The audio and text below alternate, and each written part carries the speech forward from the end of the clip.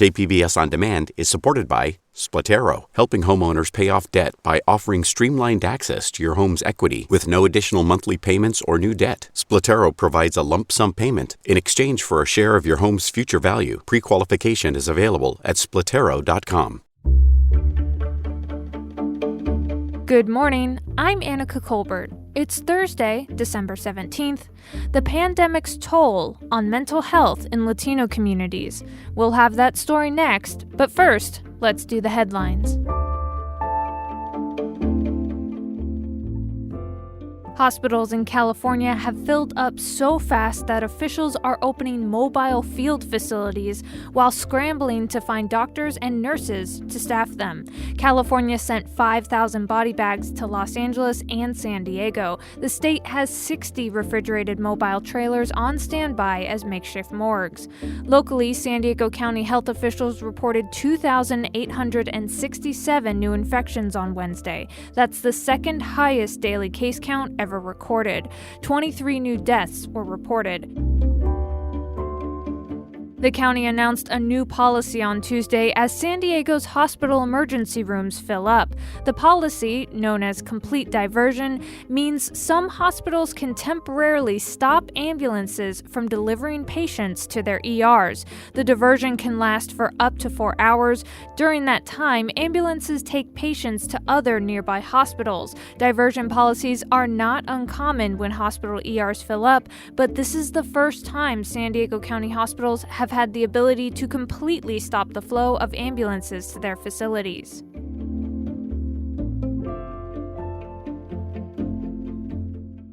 From KPBS, you're listening to San Diego News Now. Stay with me for more of the local news you need. KPBS On Demand is supported by UC San Diego's Art Power, presenting cellist Joshua Roman, performing from his album Immunity, alongside music by J.S. Bach and more. Sunday, June 22nd at UC San Diego's Epstein Family Amphitheater. Reserve your tickets at artpower.ucsd.edu.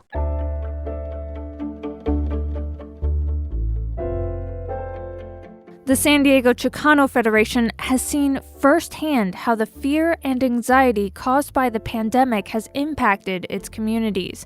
Nancy Maldonado is the CEO of the Chicano Federation. She spoke with KPBS Midday Edition host Jade Hindman about the mental health impact on San Diego's Latino community.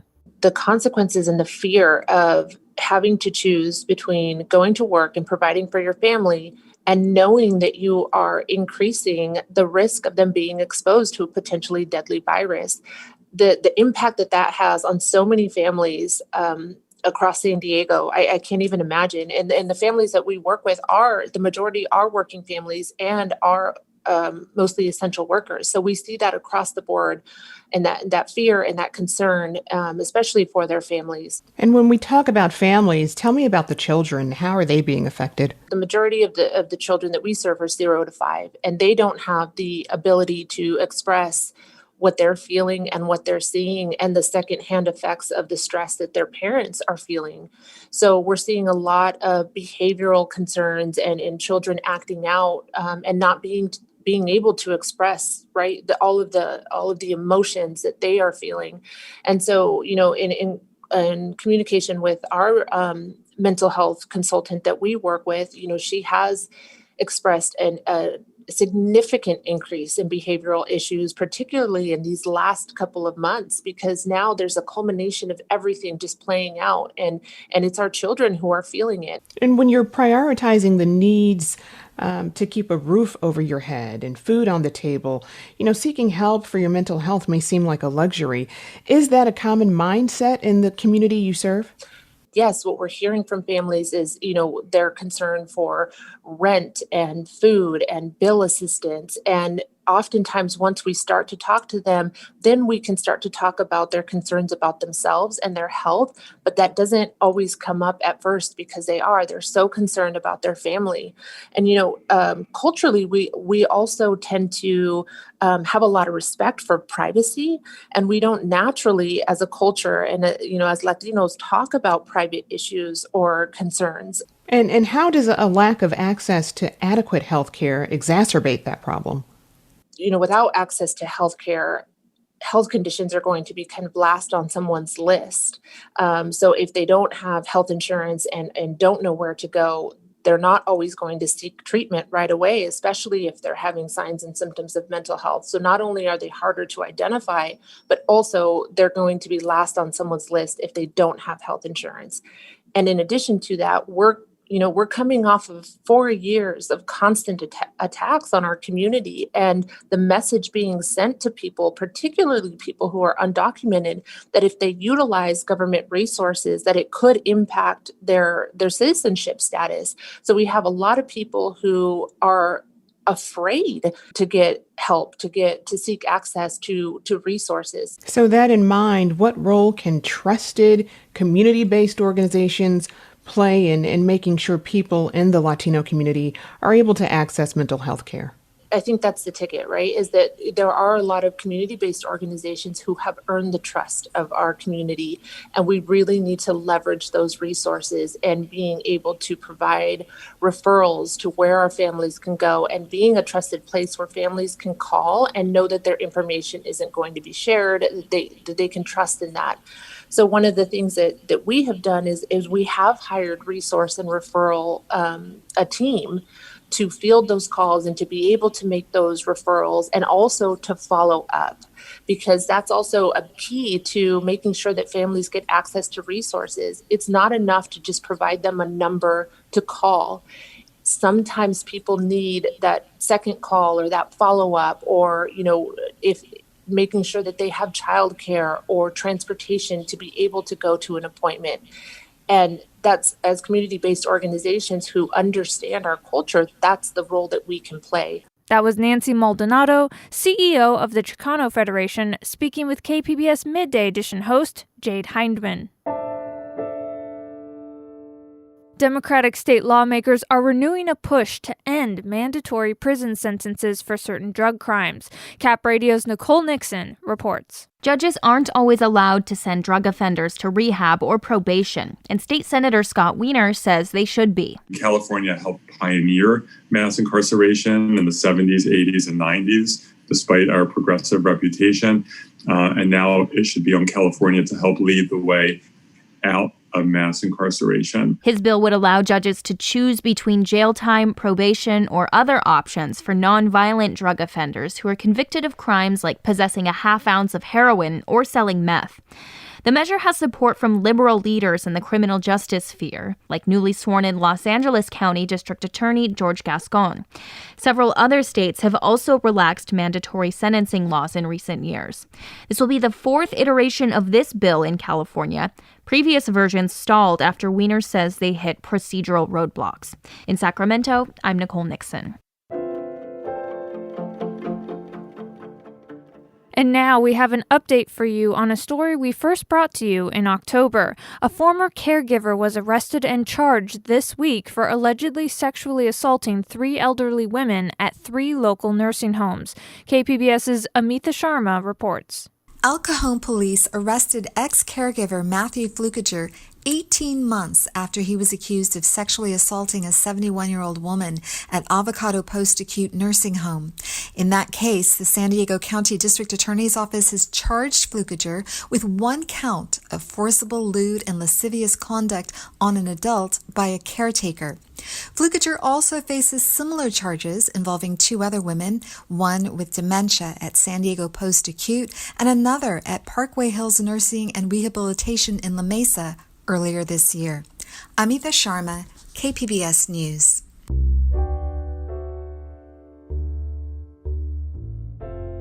KPBS reporters are doing a series of stories looking at how San Diegans are coping with the public health crisis we've been living through.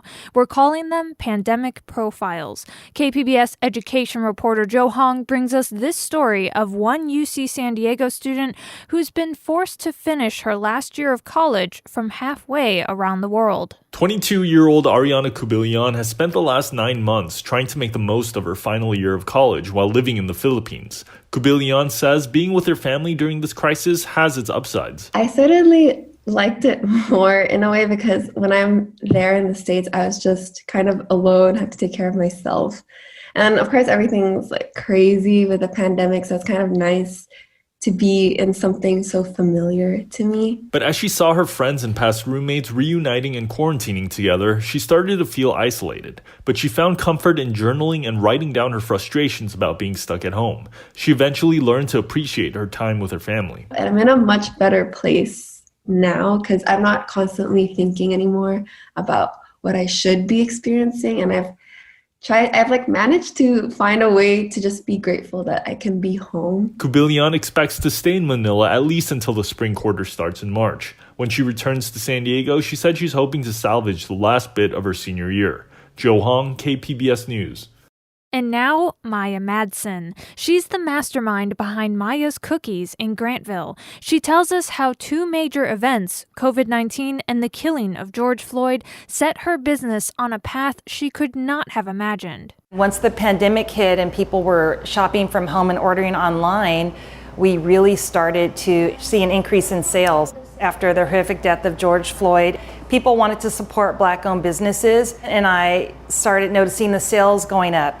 And we went from about 20 to 50 sales a day online to the numbers were climbing into the hundreds. And we ended up having 10,000 orders in our queue. My emotions went from happy and excited to scared to nausea and not being able to eat to all of a sudden me saying, okay, I can do this. Let me put my big girl pants on and get this done. Well, just know that it's going toward a good cause. I am passionate about helping youth. We work with a local organization called Detour Fancy that empowers young women of color in underserved communities. Oh, it's so good. I know. When people talk about Maya's Cookies, I want them to say, this is the best cookie I've ever had. It's delicious. I don't want them to say, this is the best vegan cookie I ever had. This is the best cookie. This story was produced by KPBS video journalist Roland Lizarrando. The nation's climate scientists say November's average temperatures were warmer than usual. KPBS's Eric Anderson says 2020 is nearly one of the hottest years on record. The National Oceanic and Atmospheric Administration tracks global temperatures, and researchers say the trend of increasingly warmer temperatures is continuing. November, the second warmest on record. NOAA climatologist Tahira Sanchez-Luco says the 10 warmest Novembers have all happened since 2004. This year's warm temperatures also put 2020 on the cusp of being one of the hottest years on record. It is very likely to be among the top 3 warmest years on record. So we do the same analysis for the year 2021, and it is very likely for the year 2021 to also end among the 10 warmest years on record. Global temperatures have been rising steadily since the 1980s, and that's expected to continue. Eric Anderson, KPBS News. Coming up, the big problem with mini pigs. I thought a mini pig was going to be something that was going to be like a teacup dog, something that was going to be smaller. Deceitful marketing terms have led to a crisis of overfilled piggy sanctuaries. That story's next, just after this break.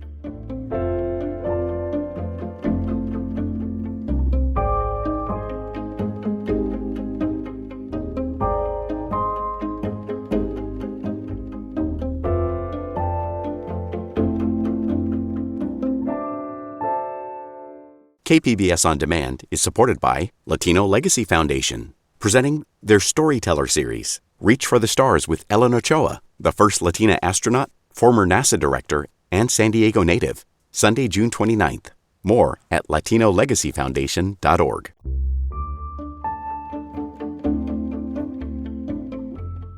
When you hear the words micro, mini, teacup, nano, or pixie, you wouldn't really think of pigs. Those are unrealistic marketing terms used to sell adorable mini piglets.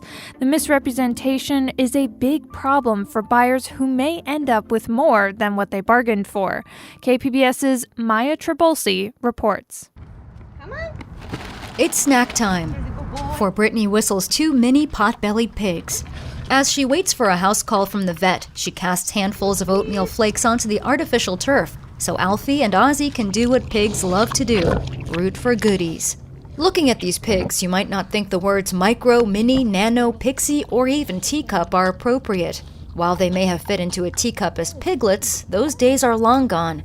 In 2012, Whistle fell for a big fat lie. I thought a mini pig was going to be something that was going to be like a teacup dog, something that was going to be smaller, that could fit in your lap, that you could hold all the time. Whistle found a breeder online and paid $2,500 for her first micro mini pig, Penelope.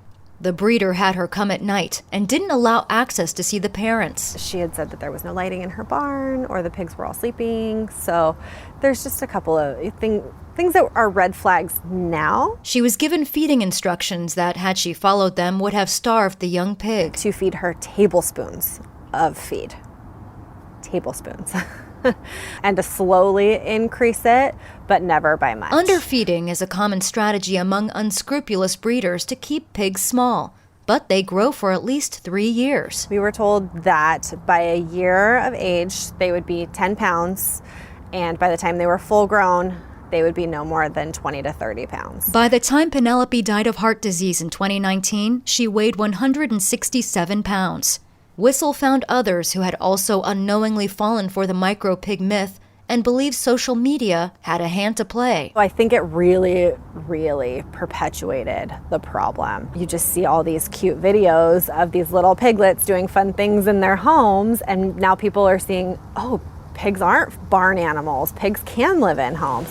Exotic animal veterinarian Dr. Lindsay Rosen pulls up in her mobile clinic. All right, piggy time.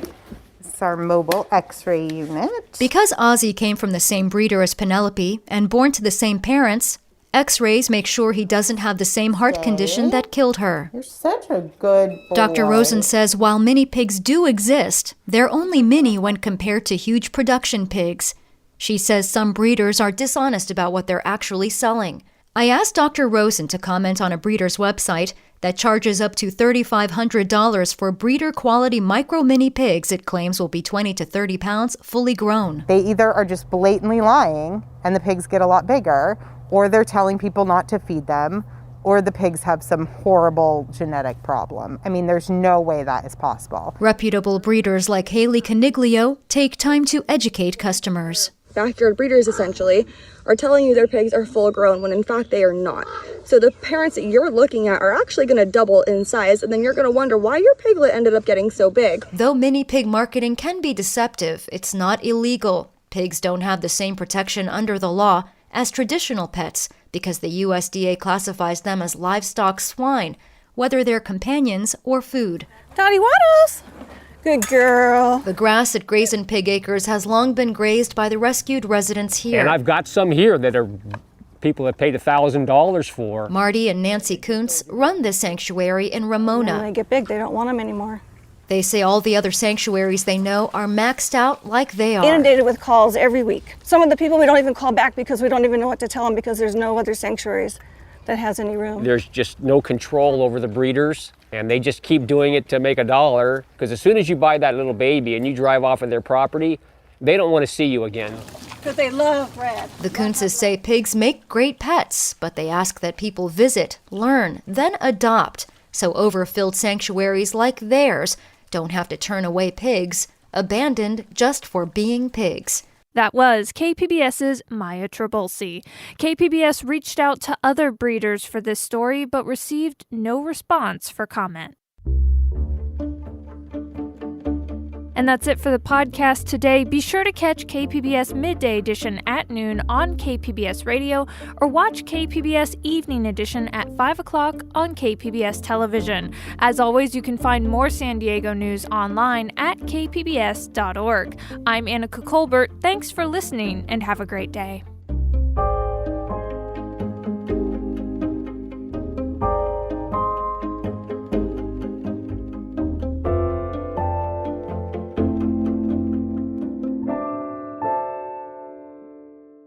KPBS On Demand is supported by Latino Legacy Foundation, presenting their Storyteller series, Reach for the Stars with Ellen Ochoa, the first Latina astronaut. Welcome Serenade by the all-female mariachi Amapolas, Sunday, June 29th. More at LatinoLegacyFoundation.org.